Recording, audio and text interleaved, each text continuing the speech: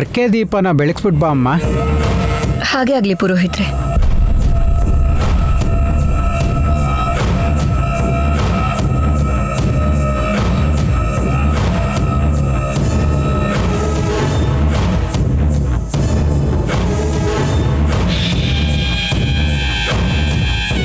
ಬಾರಮ್ಮ.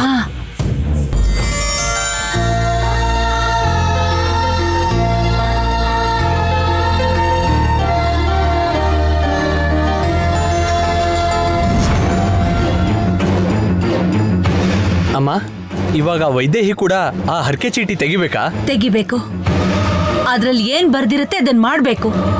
ಏನ್ ಬರ್ದಿದ್ರು ಮಾಡ್ಬೇಕಾ? ಹೌದು ಕಣೋ, ಪುರೋಹಿತರು ಹೇಳಿದ್ ಕೇಳಿಲ್ವಾ? ಹಾಗ್ ಮಾಡಿದ್ರೇನೆ ಕೋರಿಕೆ ಅಮ್ಮನವ್ರಿಗೆ ಸೇರುತ್ತೆ. ಮಾಡ್ಲಿಲ್ಲ ಅಂದ್ರೆ ಕೋರಿಕೆ ಅಮ್ಮನವ್ರಿಗೆ ಸೇರಲ್ಲ, ಕೆಲ್ಸನೂ ಆಗಲ್ಲ. ಈಗ ವೈದೇಹಿ ಏನ್ ಕೋರ್ಕೋತಾಳೆ ಅಂತ ನಮಗ್ ಗೊತ್ತಾಗ್ಬೇಕು. ಏನಿರುತ್ತಮ್ಮ, ಏನೇ ಇದ್ರು ಏನೇ ಮಾಡಿದ್ರು ಅವಳ ಹೊಟ್ಟೆಲಿರೋ ಮಗುಗೋಸ್ಕರ, ದೇವಾಂಶ್ಗೋಸ್ಕರ ತಾನೆ. ಅಷ್ಟೇ ಅಲ್ವಾ?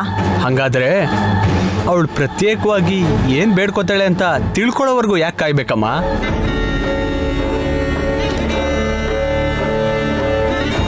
ಅವಳು ಏನೇ ಬೇಡ್ಕೊಂಡ್ರು ಅದನ್ನ ನಿಜ ಆಗದೆ ಇರೋ ಥರ ಮಾಡಿದ್ರೆ ಆಯ್ತಲ್ಲ.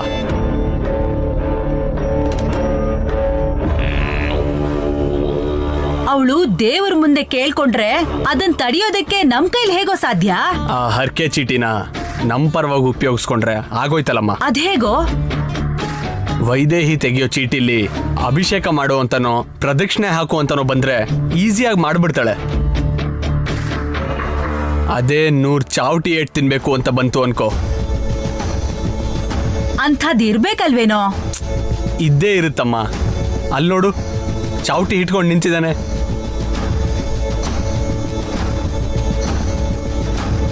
ಒಂದೋ ಎರಡೋ ಚಾವಟಿ ಏಟ್ ತಿಂದು ಹರಕೆ ತೀರಿಸ್ಕೋಬೇಕು ಅಂತ ಚೀಟಿನಲ್ಲಿ ಬರ್ದಿರ್ತಾರೆ. ಅದನ್ನ ನಾವು 100 ಚಾವಟಿ ಏಟು ಅಂತ ಬದಲಾಯಿಸಿದ್ವಿ ಅನ್ಕೋ, ಅದು ವೈದೇಹಿಗೆ ಬಂತು ಅನ್ಕೋ. ಆ 100 ಚಾವಟಿ ಏಟ್ ತಿಂದ್ಮೇಲೆ ವೈದೇಹಿ ಹೊಟ್ಟೆಲಿರೋ ಮಗು ಇಬ್ರು ಬದುಕದ ಸಾಧ್ಯ. ಅಷ್ಟೇ ಅಲ್ಲ ಕಣೋ, ಹರಕೆ ತೀರೋವರೆಗೂ ಬರಿಗೈಯಲ್ಲಿ ಕರ್ಪೂರ ಮಾತ್ರ ಉರಿತಾನೆ ಇರ್ಬೇಕು. ಅದ್ಯಾಕಮ್ಮ? ಯಾವ ಕೈಯಿಂದ ನಮ್ಮೇಲೆ ಪೆಟ್ರೋಲ್ ಹಾಕಿ ಸುಡ್ತೀನಿ ಅಂತ ಹೇಳಿದ್ಲಲ್ಲ, ಅದೇ ಕೈ ಆರ್ತಿ ಕರ್ಪೂರದಿಂದ ಸುಟ್ಟು ಹೋಗ್ಬೇಕು. ನರಕ ಅನುಭವಿಸ್ಬೇಕಣೋ. ಈ ಎರಡು ನಡೀತು ಅಂದ್ರೆ ದೇವಸ್ಥಾನದಿಂದ ಅವಳು ಜೀವಂತವಾಗಿ ಹೋಗೋದಿಲ್ಲ. ಆದ್ರೆ ನಾವ್ ಹೀಗ ಅನ್ಕೊಂಡಿರೋ ಪತ್ರ ವೈದೇಹಿ ಕೈಯಲ್ಲಿ ಹೇಗ್ ತೆಗ್ಸಕ್ ಸಾಧ್ಯ? ಬೇರೆ ಯಾವ್ದಾದ್ರು ಬರ್ಬೋದಲ್ವಾ? ಒಂದ್ ನಿಮಿಷ ಇರು. ಅದರಲ್ಲಿ ಇರೋದನ್ನೆಲ್ಲ ತೆಗೆದ್ಬಿಟ್ಟು ನಾವು ಮಾಡಿಸ್ಬೇಕು ಅಂತಿರೋದನ್ನ ಬರೆದು ಹಾಕ್ಬಿಟ್ರೆ ಆಗೋಯ್ತು. ಅವಾಗ ವೈದೇಹಿ ಅದರಲ್ಲಿ ಯಾವುದೇ ಒಂದನ್ನು ತೆಗೆದ್ರು ನಾವು ಅನ್ಕೊಂಡಿರೋದೇ ಆಗತ್ತೆ. ಮತ್ತಿನ್ಯಾಕ್ ತಡ? ಮೊದ್ಲ ಕೆಲ್ಸ ಮಾಡೋಣ ಬಾ. ನನ್ ಭಾವಂಗೆ ಯಾವ ಅಪಾಯನೂ ಬರ್ದೇರೋ ಹಾಗೆ ನೋಡ್ಕೋತಂದೆ. ನಮ್ ಸಂಬಂಧಕ್ಕೆ ಎದುರಾಗೋ ಪರೀಕ್ಷೆಗಳು ಆದಷ್ಟು ಬೇಗ ದೂರ ಆಗೋ ಹಾಗೆ ಮಾಡಮ್ಮ ತಾಯಿ.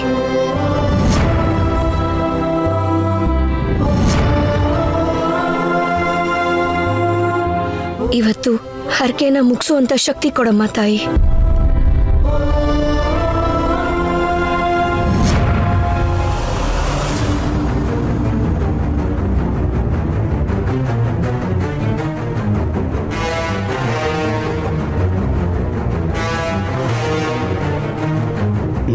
ಚಾವಟಿ ಏಟು ಹರಕೆ ತೀರ್ಸೋವರೆಗೂ ಅಂಗೈಯಲ್ಲಿ ಆರ್ತಿ ಕರ್ಪೂರ ತಗೊಳಮ್ಮ.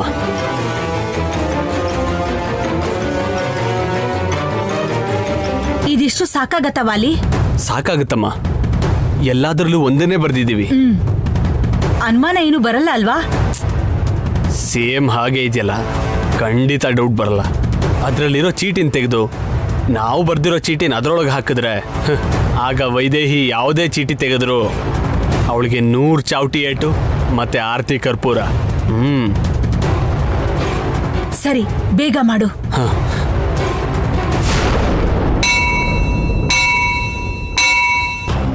ಯಾರೂ ಇಲ್ಲ, ಬೇಗ ಬಾರಮ್ಮ, ಬೇಗ ಹಾಕೋಣ. ಮೊದ್ಲು ಅದನ್ನ ತೆಗಿಯೋ. ಅಮ್ಮ, ಅದನ್ನ ಇಲ್ಲಿ ಕೊಡು. ಇನ್ನೂ ಇದೆ ಕಣೋ. ಇರ್ಲಿ ಬಿಡಮ್ಮ, ಕೊಡಿಲಿ. ನನ್ ಮಾತ್ ಕೇಳೋ. ಸರಿಯಾಗಿ ಮಿಕ್ಸ್ ಮಾಡು. ಏನ್ ಮಾಡ್ತಿದ್ದೀರಾ ಇಲ್ಲಿ?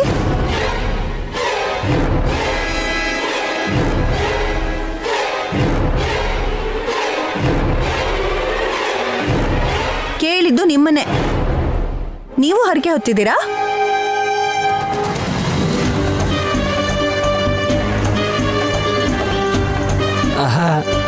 ಅದು ಹರಕೆ. ಹೌದು, ಹರಕೆ ಹೊರೋರೆ ಚೀಟಿನ ಎತ್ತುತ್ತಾರೆ. ಅಂದ್ರೆ ಇವರು ಹರಕೆ ಹೊರ್ತಾ ಇದ್ದಾರೆ ಅಷ್ಟೇ ಅಲ್ವಾ? ಹೌದು, ಹರಕೆ ಹೊತ್ಕೊಂಡಿದೀವಿ. ಏನು, ನೀವು ಹರಕೆ ಹೊತ್ತಿದ್ದೀರಾ? ಏನ್ ಮಾಡೋದು, ಹೊರಲೇಬೇಕಾಯ್ತು. ಯಾಕೆ? ಅದೇ, ಯಾವಾಗ ಗಂಡಂತ್ರ ಬರುತ್ತೋ ಗೊತ್ತಿಲ್ವಲ್ಲ, ಅದರಿಂದ ತಪ್ಪಿಸ್ಕೊಳ್ಳೋದಕ್ಕೆ ನಾವು ಹರಕೆ ಹೊತ್ಕೊಂಡಿದೀವಿ. ಹಾಗಾದ್ರೆ ಚೀಟಿ ತೆಗೀರಿ.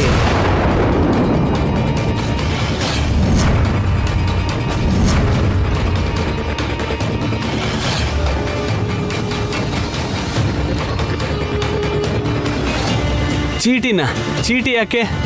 ಯಾಕೆ ಅಂದ್ರೆ ಏನಪ್ಪ, ಹರಕೆ ಹೊತ್ತಿರೋರೆ ಚೀಟಿ ತೆಗಿಬೇಕು, ಅದರಲ್ಲಿ ಬರ್ದಿರೋದನ್ನ ಮಾಡ್ಬೇಕು. ಒಂದೋ ಎರಡೋ ಬಿಟ್ಟು ಎಲ್ಲ ಚೀಟಿನೂ ಹಾಕ್ಬಿಟ್ಟಿದೀವಿ. ಎಲ್ಲ ನಾವೇ ಬರ್ದಿರೋದು. ಅಯ್ಯೋ, 100 ಚೌಟಿ ಏಟು, ಆರ್ತಿ ಕರ್ಪೂರ ಬೆಳಗ್ಸ್ಬೇಕಾ? ಹುಷಾರ, ಕೆಳಗಿರೋ ಚೀಟಿ ತೆಗಿಬೇಕು. ತೆಗೀರಿ. ತೆಗಿಯಪ್ಪ, ಸರಿ. ತೆಗಿರಮ್ಮ.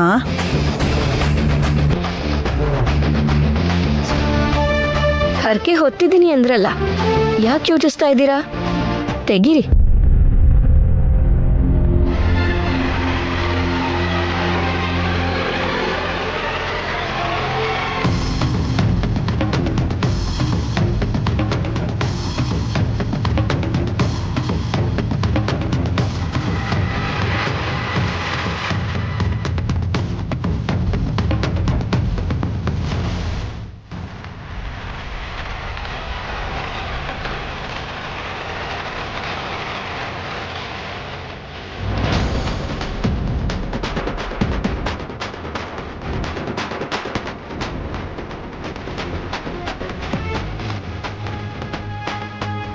ಯಾಕೆ ನೀವು ಇಷ್ಟೊಂದು ಯೋಚಿಸ್ತಿದ್ದೀರಾ? ಈ ತರ ಕೈ ಹಾಕಿ ತೆಗೆದ್ರೆ ಸರಿ ಹೋಗುತ್ತೆ. ತಗೊಳ್ಳಿ ತಗೊಳ್ಳಿ, ತೆಗಿಯಮ್ಮ.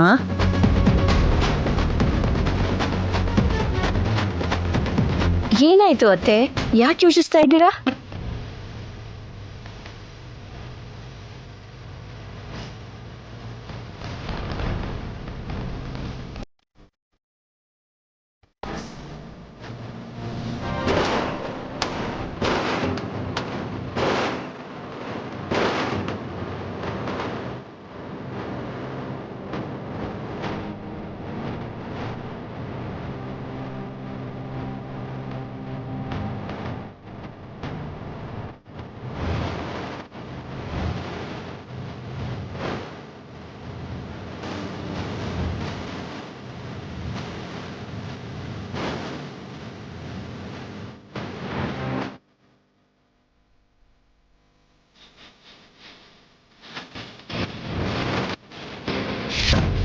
ಏನ್ ಬಂದಿದೆ ಪುರೋಹಿತ್ರೆ, ಅಷ್ಟ ಆಶ್ಚರ್ಯ ಪಡ್ತಿದ್ದೀರಾ? ಇಬ್ರಿಗೂ ಒಂದೇ ಬಂದಿದೆಯಮ್ಮ. 100 ಚಾವಟಿ ಏಟು ಹರಕೆ ಮುಗಿಯೋವರೆಗೂ ಅಂಗೈಯಲ್ಲಿ ಆರ್ತಿ ಕರ್ಪೂರನ ಬೆಳಗಿಸ್ಬೇಕು.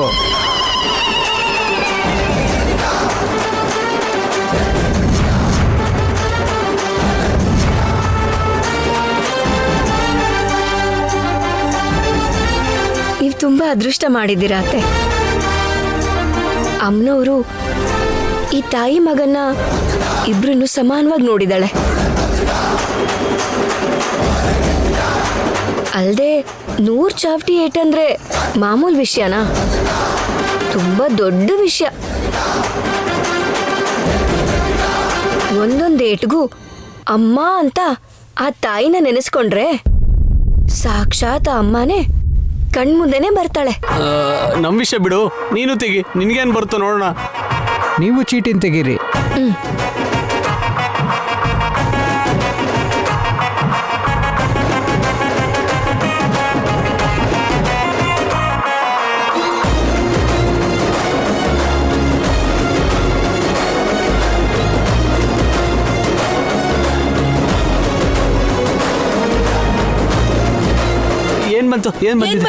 ಏನ್ ಬಂದಿದೆ?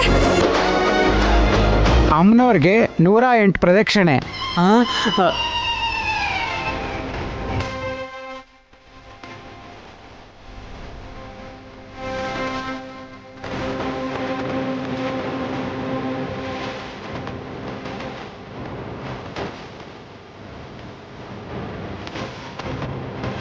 ಅದು ಹೇಗೆ?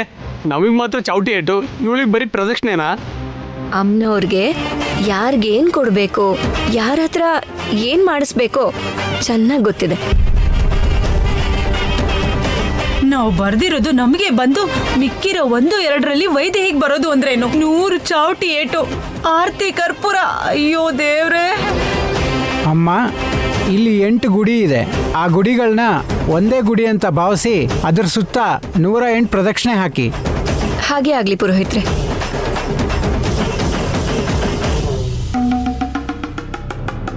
ನಿಂತ್ಕೊಳ್ಳಿ, ನೀವೆಲ್ಲಿ ಹೋಗ್ತೀರಾ? ಆಹಾ, ನಮ್ ಸೊಸೆ ಕೈಯಲ್ಲಿ 108 ಪ್ರದಕ್ಷಿಣೆ ಹಾಕಿಸ್ತೀವಿ.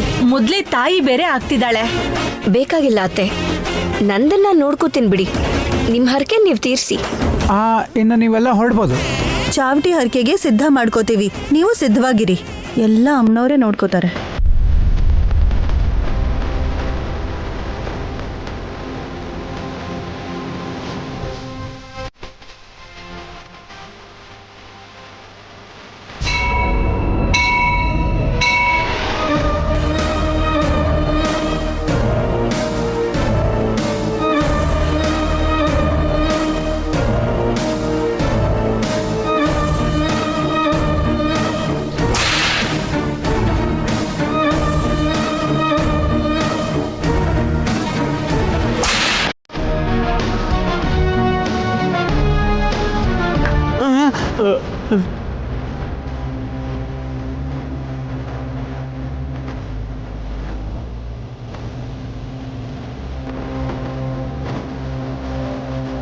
ಏನತ್ತೆ, ಆ 100 ಏಟ್ಗಳು ನನಗೆ ಬೀಳ್ಬೇಕು ಅಂತ ನೀವೇ ಬರ್ದಿದ್ದಲ್ವಾ? ಆದ್ರೆ ಅಲ್ಲಿ ಅಮ್ಮನವರು ಎಲ್ಲರ ಪಾಪಗಳನ್ನು ನೋಡ್ತಾ ಇರ್ತಾಳೆ. ಯಾರಿಗೆ ಯಾವ ಶಿಕ್ಷೆ ಕೊಡಬೇಕೋ ಅದನ್ನ ಅವ್ರಿಗೆ ಕೊಡ್ತಾಳೆ. ನನ್ನ ಮಗು ವಿಷಯಕ್ಕೆ, ನನ್ನ ಗಂಡನ ವಿಷಯಕ್ಕೆ ಬಂದ್ರೆ ಏನ್ ನಡೆಯುತ್ತೆ ಅಂತ ಈ 100 ಚಾವಟಿ ಏಟು ತಿಂದಾದ್ಮೇಲೆ ಅರ್ಥ ಆಗುತ್ತೆ.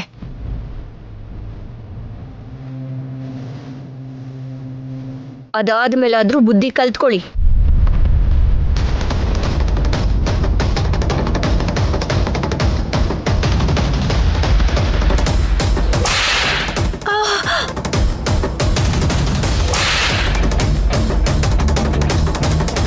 ನಾವ್ಯಾಕೆ ಹೆದರ್ಕೋಬೇಕು? ನಾವೇನಾದ್ರೂ ನಿಜವಾಗ್ಲೂ ಮಾಡ್ತಾ ಇದೀವಾ? ಇಲ್ಲಿಂದ ಓಡೋದ್ರೆ ಯಾರು ತಡಿತಾರೆ? ತಪ್ಪಿಸ್ಕೊಳಕ್ ನೋಡಿದ್ರೆ ರಕ್ತ ಕಕ್ ಸಾಯ್ತೀರಾ.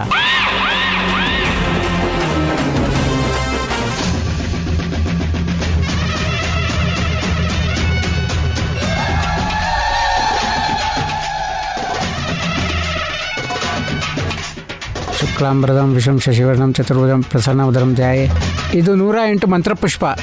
108 ಪ್ರದಕ್ಷಿಣೆಯಲ್ಲಿ ಒಂದೊಂದು ಪ್ರದಕ್ಷಿಣೆ ಮುಗಿತಿದ್ದ ಹಾಗೆ ಒಂದೊಂದು ಮಂತ್ರಪುಷ್ಪನ ಅಮ್ಮನವ್ರಿಗೆ ಸಮರ್ಪಿಸಬೇಕು. ಹಾಗೆ ಆಗ್ಲಿ ಪುರೋಹಿತ್ರೆ. ಹಾಗೆ ತಾಯಿ ಆಗ್ತಿರೋ ನೀವು ಉಪವಾಸ ದೀಕ್ಷೆಯಲ್ಲಿ ಪ್ರದಕ್ಷಿಣೆ ಮಾಡೋದು ಅಷ್ಟು ಸುಲಭ ಅಲ್ಲ. ಆ ಅಮ್ಮನವ್ರ ಅನುಗ್ರಹ ಇಲ್ಲ ಅಂತಂದ್ರೆ ಪೂರ್ತಿ ಮಾಡೋದು ತುಂಬ ಕಷ್ಟ. ನಿನ್ನ ಹರಕೆ ತೀರ್ಲಿ ಅಂತ ಅಮ್ಮನವ್ರನ್ನ ಬೇಡ್ಕೊಂಡು ಪ್ರದಕ್ಷಿಣೆ ಶುರು ಮಾಡು. ಸರಿ ಪುರೋಹಿತ್ರೆ.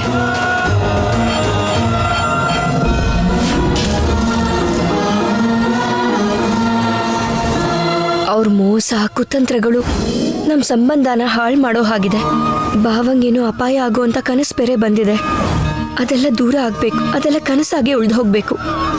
ತಪ್ಪು ಮಾಡಿದವ್ರಿಗೆ ಶಿಕ್ಷೆ ಕೊಟ್ಟು ನಮ್ಮನ್ನ ಕಾಪಾಡು ತಾಯಿ.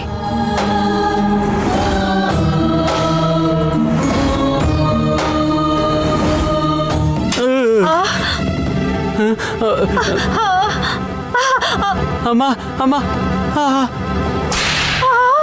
ಅಮ್ಮ, ಶಬ್ದಕ್ಕೆ ಭಯ ಆಗ್ತಿದೆ ಕಣೋ. 100 ಚಾವಟಿ ಏಟ್ ತಿಂದ್ರೆ ನಾನ್ ಸತ್ತೇ ಹೋಗ್ತೀನಿ. ಬರೆಯೋದ್ ಬರ್ದೆ 5-10 ಬರಿಬೇಕು ತಾನೆ. 100 ಚಾವಟಿ ಏಟ್ ಬರ್ದಿದೆಯಲ್ಲೋ. ವೈದೇಹಿಗೆ ಅಂತ ಬರ್ದಿದ್ದಮ್ಮ, ನಮಗಾಗುತ್ತೆ ಅಂತ ನಂಗೇನ್ ಗೊತ್ತಿತ್ತಾ? ಅಮ್ಮ ಹೋಗ್ಲಿ, ಓಡೋಗೋಣ ಅನ್ಕೊಂಡ್ರೆ ರಕ್ತಕಾರಿ ಸಾಯ್ತೀವಿ ಅಂತ ಹೆದರ್ಸ್ತಿದ್ದಾರೆ. ಏಯ್, ನನಗೋಸ್ಕರ ಒಂದ್ ಕೆಲ್ಸ ಮಾಡ್ತೀಯಾ? ಏನಮ್ಮ? ಇಷ್ಟೊಂದ್ ಚಾವಟಿ ಏಟ್ ನನ್ ಕೈಲಿ ತಿನ್ನಕ್ಕಾಗಲ್ಲ. ನಾನು ಒಂದೋ ಎರಡೋ ಏಟ್ ತಿಂದು ಹೊಟ್ಟೋಗ್ತೀನಿ, ಉಳ್ದಿದ್ದೆಲ್ಲ ನೀನು. ಅಮ್ಮ ನೀನ್ ನಿಜವಾಗ್ಲೂ ತಾಯಿನೇನಾ? ತಾಯಿ ಅನ್ನೋಳು ಮಗನ್ನವನ ಅವಳೇ ಅನುಭವಿಸ್ತಾಳೆ, ನೀನ್ ನೋಡಿದ್ರೆ ನನಗೆ ಅನುಭವಿಸು ಅಂತಿದ್ಯಾ? ನನ್ನ ಚಾವಟಿ ಏಟು ನೀನೇ ತಿನ್ನು, ಆಮೇಲೆ ಹಾಸ್ಪಿಟ್ಲಿಗೆ ನಿನ್ನ ಕರ್ಕೊಂಡೋಗಿ ಟ್ರೀಟ್ಮೆಂಟ್ ಕೊಡ್ಸೋದು ನನ್ನ ಜವಾಬ್ದಾರಿ. ಏನ್ ಬೇಡ ಬಿಡು, ಅವ್ರವ್ರ ಏಟ್ ಅವರೇ ತಿನ್ನೋಣ. ಯಾರಿಗ್ ಭೂಮಿ ಮೇಲೆ ಋಣ ಇರುತ್ತೋ ಅವರೇ ಇರೋಣ.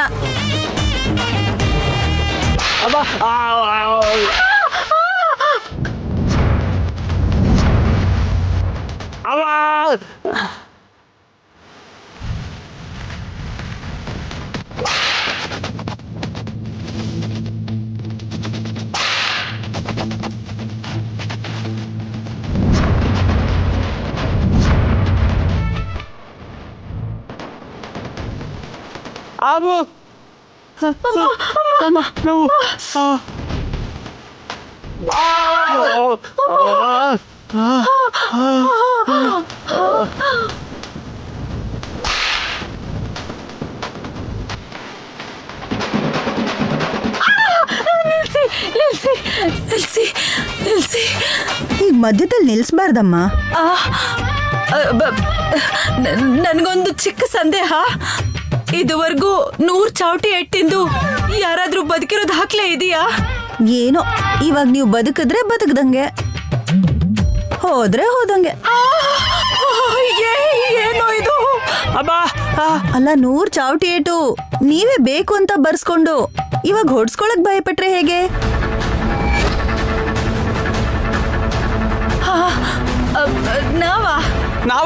ನಾವ್ಯಾಕೆ ಬರಿತೀವಿ? ನೀವು ಬರ್ದಿಲ್ಲ ಅಂದ್ರೆ ಆ ಚೀಟಿ ಅಲ್ಲಿಗೆ ಬರಕ್ ಹೇಗ್ರಿ ಸಾಧ್ಯ? ಅಷ್ಟಕ್ಕೂ ಈ ತರ ಹರಕೆ ಇಲ್ಲಿ ಇಲ್ವೇ ಇರ್ಲಿಲ್ಲ. ಆ ಚಾವಟಿ ನೋಡಿ, ಚಾವಟಿ ಏಟ್ ಇರತ್ತೇನೋ ಅಂತ ಬರ್ದಿದ್ದೀರಾ ಅಲ್ವಾ?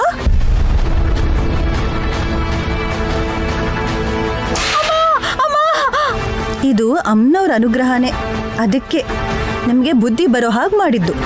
ಅನುಭವಿಸಿ, ನೀವು ಮುಂದುವರಿಸಿ.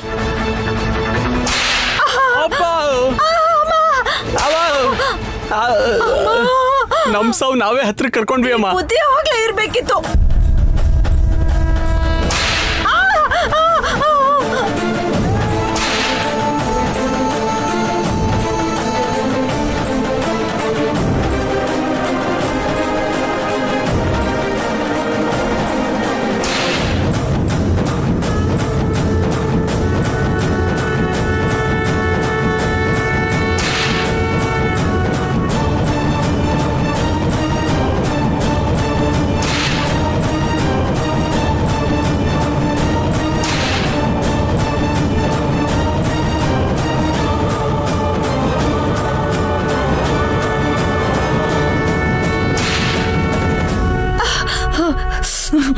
ಅಲ್ಲಿ ನೋಡು, ಅವಳಿಗೋಸ್ಕರ ಚೀಟಿ ಬರೆದ್ರೆ ಅವಳು ಆರಾಮಾಗಿ ತಿರುಗ್ತಾ ಇದ್ದಾಳೆ. ಅಮ್ಮ, ನಾವು ಸಾಯೋ ತರ ಏಟ್ ತಿಂತಾ ಇದೀವಿ ಇಲ್ಲಿ. ಅಮ್ಮ, ಏಟಂತೂ ತಿಂತಾ ಇದೀವಿ. ನೀನು ಮನ್ಸಾರೆ ಬೇಡ್ಕೋ, ವೈದೇಹಿ ಮಗು ಸಾಯ್ಬೇಕು ಅಂತ ಅಮ್ಮ.